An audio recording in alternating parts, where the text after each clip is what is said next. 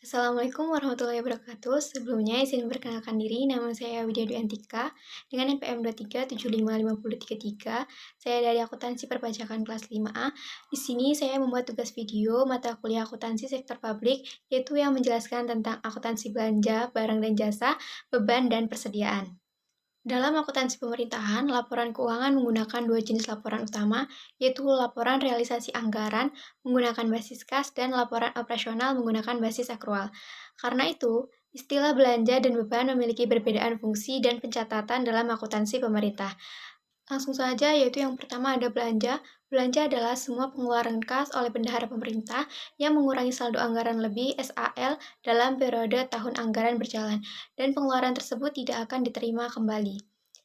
Belanja dicatat berdasarkan basis kas dan disajikan dalam laporan realisasi anggaran (LRA). Contoh jenis belanja ekonomi yaitu belanja pegawai, belanja barang dan jasa, belanja modal, subsidi, hibah, bantuan sosial, dan belanja tak terduga. Beberapa pengeluaran barang dan jasa yang nilai dan manfaatnya melewati batas tertentu bisa dikapitalisasi sebagai belanja modal daripada belanja barang biasa. Lalu yang selanjutnya ada beban. Beban adalah penurunan manfaat ekonomi atau potensi jasa selama periode laporan yang menurunkan ekuitas atau nilai kekayaan bersih. Bisa karena pengeluaran, konsumsi aset, atau timbulnya kewajiban. Beban dicatat berdasarkan basis akrual dan disajikan dalam laporan operasional. Beban diakui apabila yang pertama timbul kewajiban dari pihak lain tanpa diikuti pengeluaran kas, yang kedua terjadi konsumsi aset, yang ketiga penurunan manfaat ekonomi atau potensi jasa karena penggunaan atau waktu, contohnya penyusutan. Yang selanjutnya ada klasifikasi belanja. Menurut aspek ekonomi, belanja pemerintah dapat dibagi menjadi tiga, yaitu belanja operasi, yang termasuk belanja operasi yaitu pegawai, barang dan jasa, bunga, subsidi, hibah, dan bantuan sosial. Lalu yang kedua ada belanja modal, yang termasuk dalam belanja modal yaitu pengadaan aset tetap, pembangunan infrastruktur. Yang ketiga ada belanja tak terduga atau lain-lain, yang termasuk ke dalam tersebut yaitu pengeluaran luar biasa atau bencana. Selain itu, belanja dapat dikelompokkan menurut fungsi yaitu kesehatan pendidikan dan lain-lain, dan organisasi yaitu unit pemerintah yang melakukan belanja. Klasifikasi beban yaitu ada beban pegawai, beban barang dan jasa, beban bunga, beban hibah, beban bantuan sosial, beban penyusutan dan amortisasi, beban transfer, dan tak terduga lainnya. Yang selanjutnya ada pengakuan belanja. Belanja diakui saat terjadi pengeluaran kas dari rekening kas umum atau bendahara setelah pengesahan definitif oleh pihak berwenang, misalnya Bendahara Umum dan BUD. Untuk pengeluaran melalui bendahara pengeluaran, pengakuan terjadi ketika bendahara mempertanggungjawabkan pengeluaran tersebut dan diverifikasi. Yang selanjutnya yaitu pengakuan beban. Beban diakui ketika salah satu dari kondisi berikut terpenuhi. Yang pertama, timbul kewajiban atau hak berpindah. Yang kedua, konsumsi aset. Dan yang ketiga, penurunan manfaat ekonomi atau potensi jasa, misalnya depresiasi. Dalam pengadaan barang dan jasa, ada dua pendekatan pengakuan beban, yaitu yang pertama, pendekatan beban. Setiap pembelian barang atau jasa langsung dicatat sebagai beban bila digunakan segera. Yang kedua, ada pendekatan aset.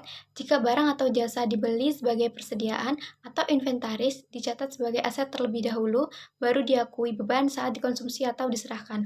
Lalu yang selanjutnya ada pengakuan dan penilaian.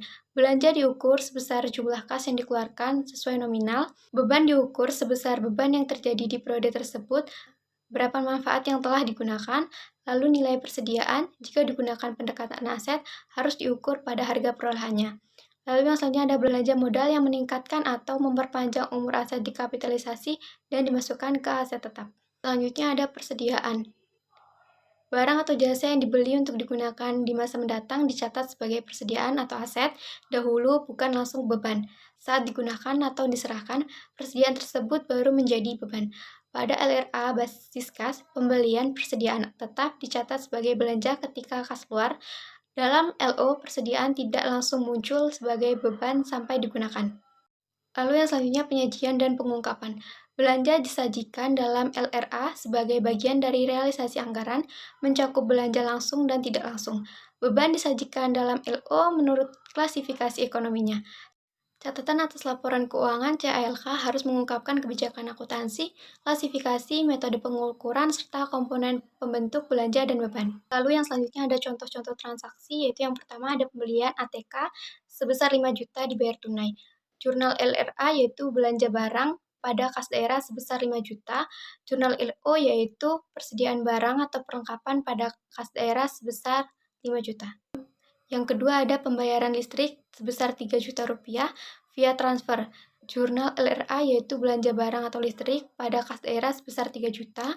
Jurnal LO yaitu beban listrik pada utang usaha sebesar 3 juta. Lalu yang selanjutnya ada pembelian komputer sebesar 20 juta dengan termin 30 hari. Jurnal LRA yaitu belanja modal pada kas daerah sebesar 20 juta. Lalu jurnal LO yaitu beban barang modal pada utang usaha sebesar 20 juta. Lalu yang selanjutnya ada pembelian bahan habis pakai 10 juta disimpan di gudang. Jurnal LRA yaitu belanja barang pada kas daerah sebesar 10 juta. Lalu jurnal LO yaitu persediaan pada kas daerah sebesar 10 juta. Lalu yang terakhir ada pembayaran sewa gedung sebesar 12 juta untuk 1 tahun. Jurnal LRA yaitu belanja barang pada kas daerah. Jurnal LO yaitu sewa dibayar di muka pada kas daerah. Mungkin itu saja materi yang dapat saya sampaikan, kurang lebihnya saya mohon maaf. Saya akhiri, wassalamualaikum warahmatullahi wabarakatuh.